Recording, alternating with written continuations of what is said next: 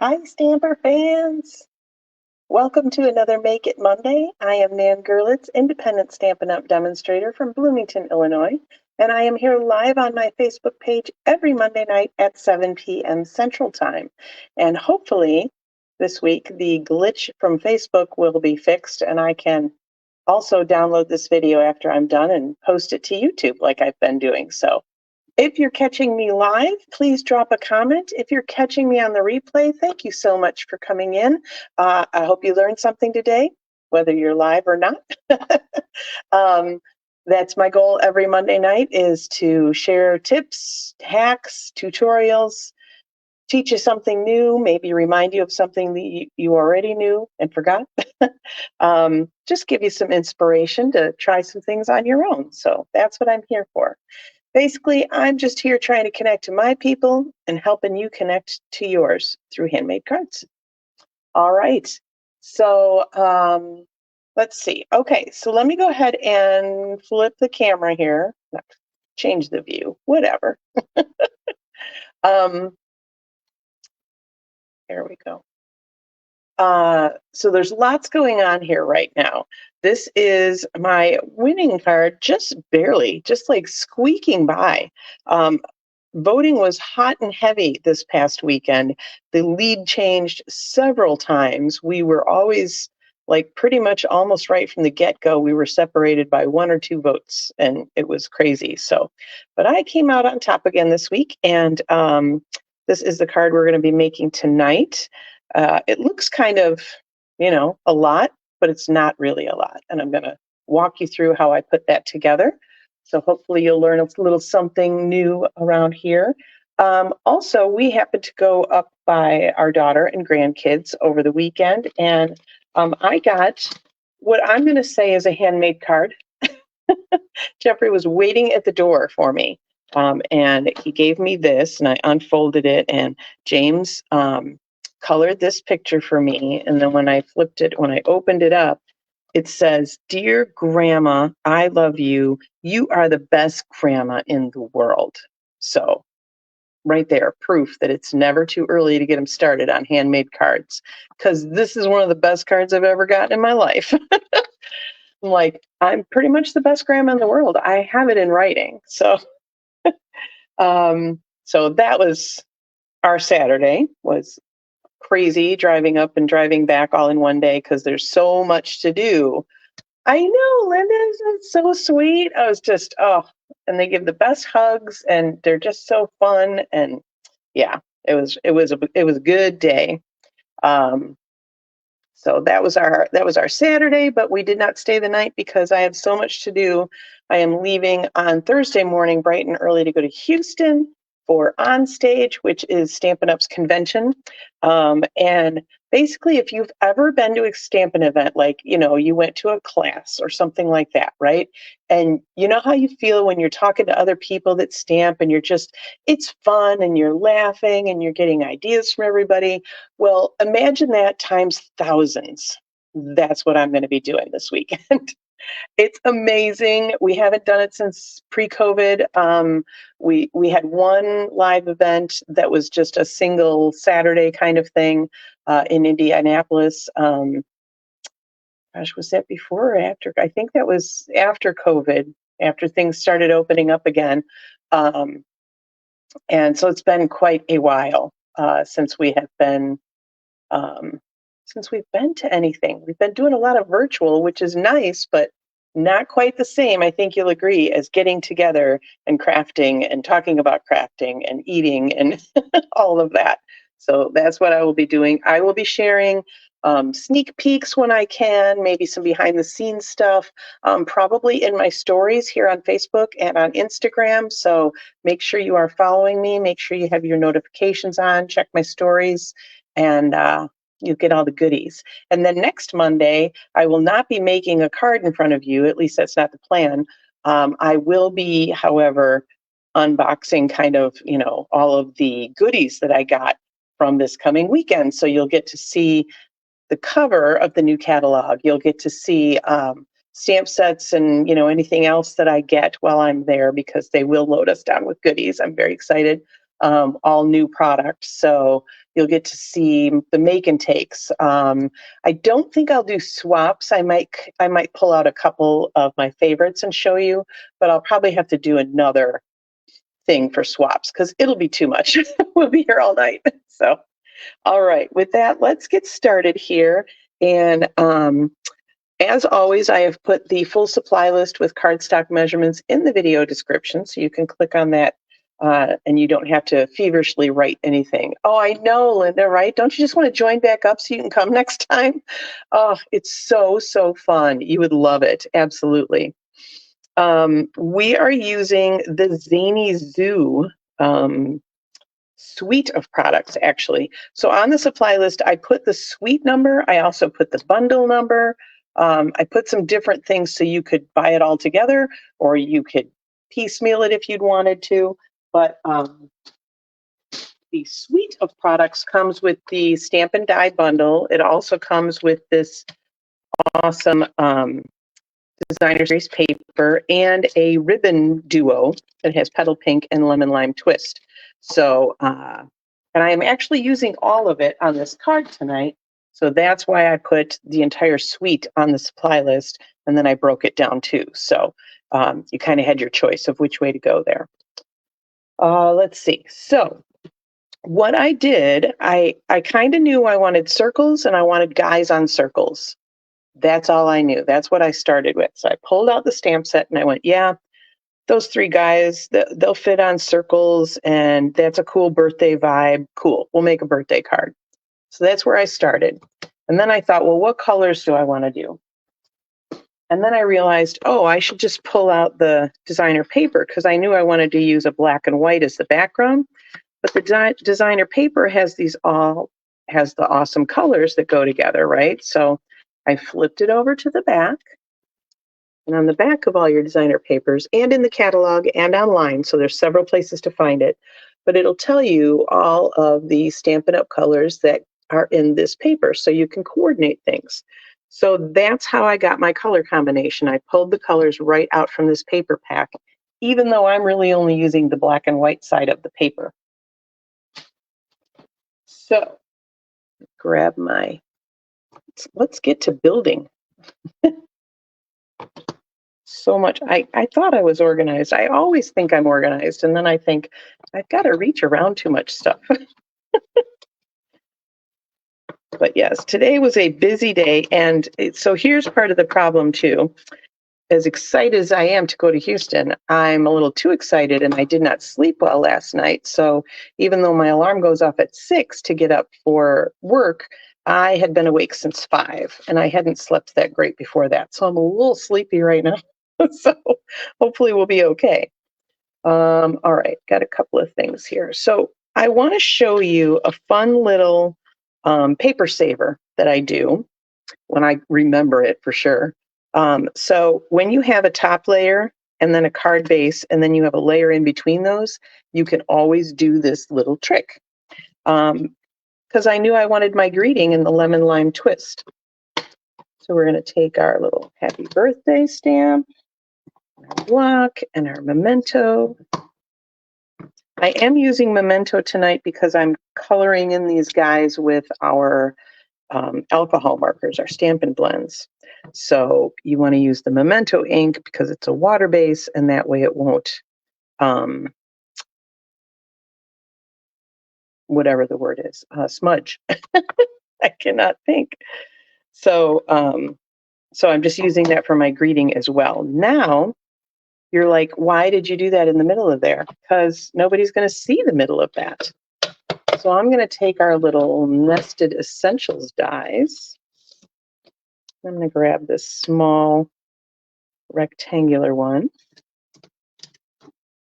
And I think everything I'm working on tonight will, oh, of course not. I need my big guy. So I forgot about that. Because that piece of cardstock's too big.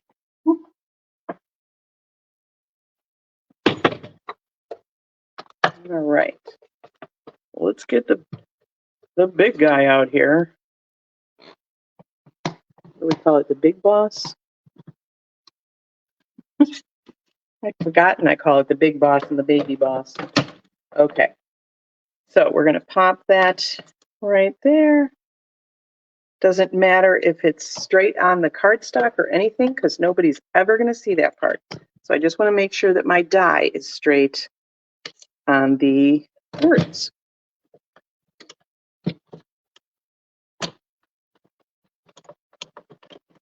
I did not give myself enough room for this guy. Okay. And there we have our little greeting. Perfect. Put that die back. And now we can assemble the card base because we have all of our pieces. So as I said, anytime you have a card base, another layer, and then a top layer, nobody's going to see any of that stuff underneath that top layer. So you can go to town and, die cut and all sorts of things. If I wanted more balloons, I could have die cut them out of here very easily. So we will go ahead. Where is there it is. Okay. Just trying to see how my ribbon was on before I attached anything.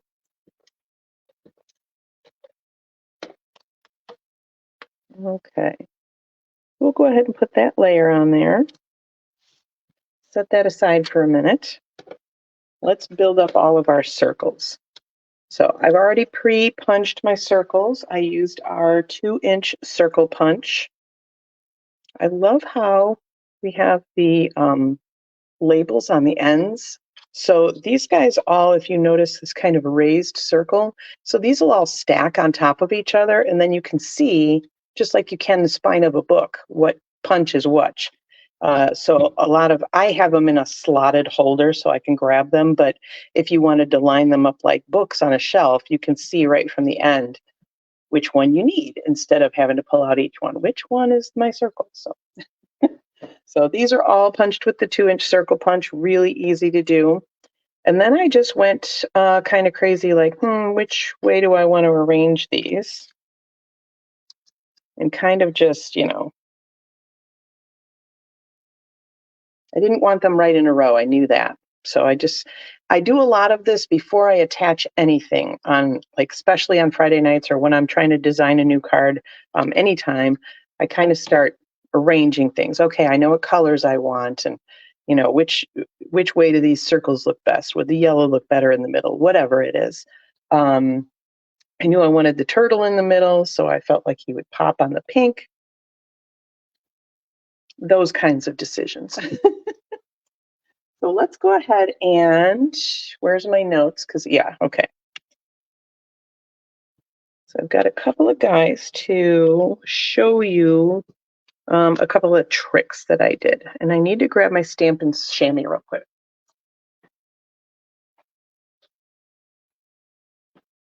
I realized I had nothing over here to clean my stamps with. That's not good. And I've got vinyl stuck to everything because I've been busy making gifts for my roommates, which I will also show you next week because I don't want to spoil the surprise in case anybody's watching. So that's another funny thing that my husband cannot understand how I can share a room when I go to these things. Obviously, when he comes with me, we don't share a room with anybody else. But yeah, when I go by myself, I typically share with 3 other stampers, and it's like a big slumber party. It's so fun, and you just don't get a lot of sleep. So you're running on, caffeine and adrenaline pretty much. But we typically make gifts for our roommates. So little fun things. Doesn't have to be a big deal. Sometimes it's, treat packaging or whatever. And this time I had a really cool idea. So I hope they all like it, and I hope they're not getting anything else like it. This is the first time I'm rooming with this group of women. We all belong to a coaching group together. So I know they have the right mindset, and it's going to be really fun. And one of them started a group chat as soon as we all decided to room together. And we have been having a blast talking about, what kind of things we drink and whatnot. So sounds like a fun group. There's been a lot of laughter in that group chat, which is nice. So I think I will be well taken care of. Okay, so I'm just going to do a little bit of the coloring for you. I will say I went a little overboard with the Stampin' Blends. You will notice from the supply list that there's a whole lot of Stampin' Blends that I used on this card. Like a whole lot. But I just wanted it to be, super cute, right? So I'm only going to show you some particular shading tips that I have on some of these, and then I have some that are already done waiting for me. So let's see. We got our cheetah and our turtle. Yes, that's all I need. So on our turtle, I am using the lemon lime twist, and I'm also using crumb cake. Yellow is also a really good thing to throw in on the turtle green. It brightens it up and just adds some contrast. So what I'm going to do first is take my light lemon lime twist. That's kind of a tongue twister.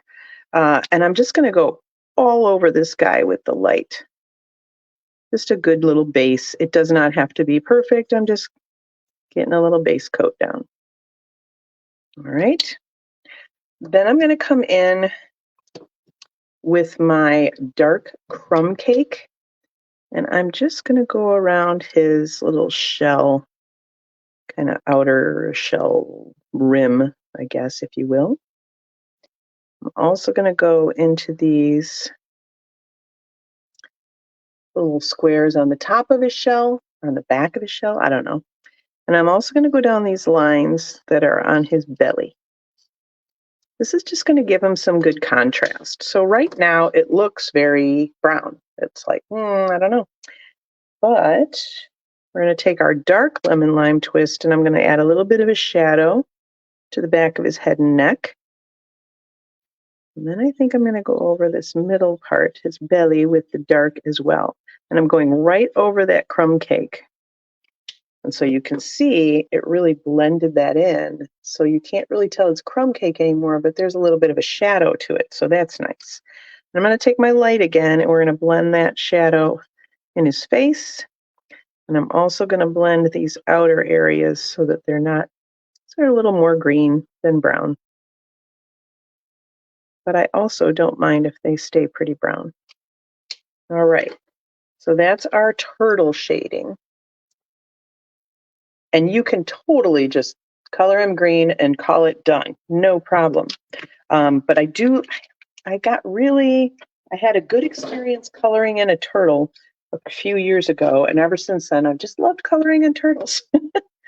So the cheetah, I actually took, I'm not going to do her tutu right now, but I actually took the inspiration right from the designer paper, and I'll show you that in a minute. So we're going to lay down a layer of light pumpkin pie. And then I'm going to take the dark pumpkin pie. I think I'm going to take the bullet tip here. And I'm going to go around the outsides. Just kind of a circular motion.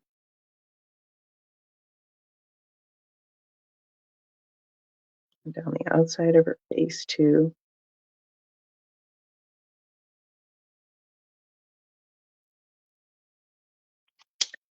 We're going to take that light and we're going to blend those lines together. Because I don't want it to look harsh. I want it to look blended. Hence the name. So I could be done there, but we have something called the color lifter. The color lifter, hello, Penny. I'm so glad you're here. The color lifter can do a little bit of correcting. So like right here, I got too close to her leg line, and we've extended the color out a little bit. So if I just go over that, it will literally it will just lighten that till it's pretty much gone. That was a really good one.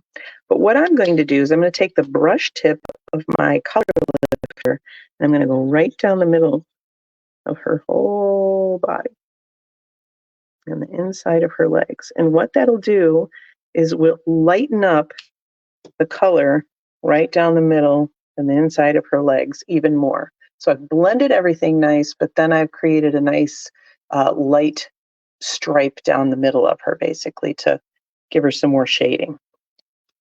Now I'm going to show you something else that's really cool.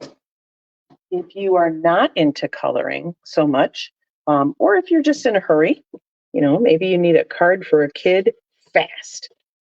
This particular designer paper, on every one of them, one of the animals is ready to be die cut by the dies. So like here's that cheetah, and you can see I did the same kind of shading on her with the blends, but they did it for me here. We've got the cheetah there, we've got our raccoon in this one, and this has our knitting llama. Llama mama? So each one of these papers has one that has a die cut that goes along with it. So you can skip the coloring and have Stampin' Up! Do it for you. It's an easy way. It is such a cute set. I do love it. And it used to be that I would think about, well, I don't know if like my customers will like this set. And then I started to just say, yeah, it doesn't matter. I like it. And I'll just attract other people that like it. So there you go. Okay. So I'm going to build this before we put it on the base. But first, I told you I had ones that were all colored in already because I just did a straight shot like on the balloons and pretty much on the raccoon and on her tutu. There was no shading on there. So I thought you didn't really need to, watch me color that because there's a lot to this card. Yes, exactly, Linda.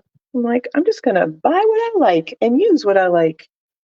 Plus the fact that all the things I do are ideas anyway. So if you wanted to use the same coloring concepts on flowers, you certainly could. All right. So we've got our cheetah. So usually when I'm doing the dies, these will go right up to the line of the image. Hopefully this Post-it will work because I left my tape over there. So I usually try to pick out some parts that are kind of sticking, like her feet and her hands. And I try to get that lined up first and then gauge from there. So on the turtle, I'll get his head and his microphone lined up. And then I'll make sure his feet are lined up too. And yes, they are. I'm just using these little Post-it flags to make sure that they don't shift when I go through like that. I really need to get my tape. I'm very disorganized tonight. I'm sorry, guys. So this, I gotta say, I recommend this a lot. If you have washi tape, it works as well. We don't sell washi tape anymore, so I don't really have any. This is Post-it tape. So it's basically Post-its that you can, cut to any size you need, but it works great for holding your die cuts in place. So we just have a roll of it on our die cutting table, and whammo. We should be good now. Now remember, when you are using the Baby Boss, the mini cut and emboss machine, you need to make sure that those plates are not even with each other. There needs to be a little offset in order for it to crank through.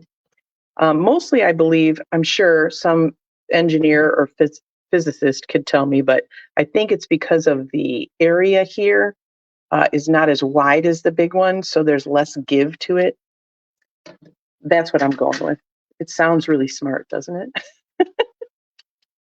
So carefully peel off the tape, and voila. I just love that little guy. So cute. All right, it goes there. Then we need to die cut our raccoon as well. So I have been feverishly making swap cards and roommate gifts, and I'm kind of, oh, and t-shirts because, of course, torque. That's it. Torque, of course. Peter Torque from the Monkees. Yes, torque. But also t-shirts I have made because I decided that I wanted to have some fun t-shirts for this week. um, so the one I'm wearing on Thursday when I'm traveling says I'm going to onstage because I figured I'll come across other stampers in airports. And so then, I'll meet some new friends along the way before I even get to Houston. Then I've got another one that I had years ago and I just had to remake it. It says, I make stuff because I get sad if I don't. That's always a big hit. And then I made one for Sunday because that's St. Patty's Day. But I'm going to let that one be a surprise. I was pretty proud of myself on that one. So watch my stories and my pages, and you will see my fun St. Patty's Day shirt on Sunday. Okay, that is all of that. All the die cutting, I believe, is done. Thank goodness I did some things ahead of time, right? Okay, so now we want to build this. So we've got our turtle. Whoops, here's my die cut ones. Yeah, I really was excited about the traveling shirt idea, especially because I know I've always run into stampers in the airport and everybody's like, oh, are you swapping? So the swapping starts long before the event does. Put our turtle on. Yeah, so I thought that would be a really fun way to indicate that, yes, I am a stamper and yes, you can approach me. That looks about right. Okay. So let's put this guy on. So when I get my layout kind of set, then I'll start to just pick up pieces at a time and start to adhere them. Pop our little blue circle in. Sure, right about there. This guy's going to go up on dimensionals. Okay. I had those here. There they are. I do have them in my little case on my pegboard too. But I did bring some over. Okay, so our right, this goes on dimensionals, not the raccoon.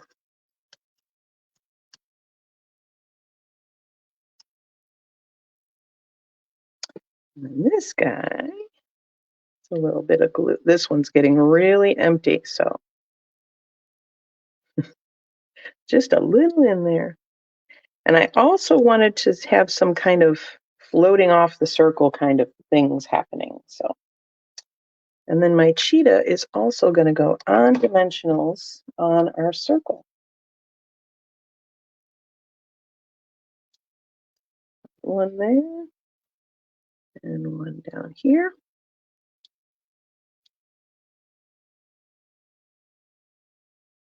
She will be kind of encroaching on the turtle's circle. Because I will say 20 years ago when I started, I was very, as they used to say, anal retentive, and still am in a lot of ways, but everything had to be symmetrical. And so this card probably would have caused me no end of headaches back in the day because I just wouldn't have known how to go about doing that and making it look good. So I always say that creativity is like any other muscle. The more you use it, the stronger it gets.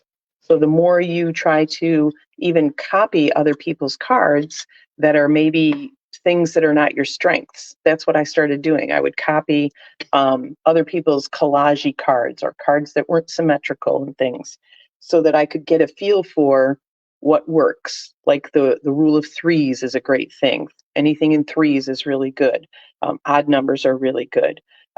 stuff like that. And I would try to think like, okay, some things should be up on dimensionals and some things should be flat. You want to have some texture and some levels, that's what makes this kind of card really good. So, and then we're going to do a little fork bow. So for those of you that haven't done this in a while, here's another tutorial. So I am right-handed. I hold my fork in my left hand and I come at it come at the ribbon from the right. So you're going to go around your fork. And then you're going to come on the top side of this ribbon and then under it through the middle tine. I'm going to leave a bit of a tag here because I'm going to wrap this around my card. So then I'm going to hold on to this end with the fork. And this end is going to go up and around. And we'll turn it over and tie a knot. And then when you pull it off the fork, you have a perfect bow that does not untie because it's basically a knot. And now I can thread it through underneath those dimensionals. It's going to sit right up there and it's going to tuck under the cheetah's legs. This was all like at the end of my card. I didn't even plan this. It was like, oh yeah, that ribbon will fit perfectly right in there. Thank goodness. It needs to lay this way. There we go. So yes, it worked out perfectly. And this time, at least I knew what was going on. So I am actually going to pop that on with some tear and tape. I don't think I put that on the supply list.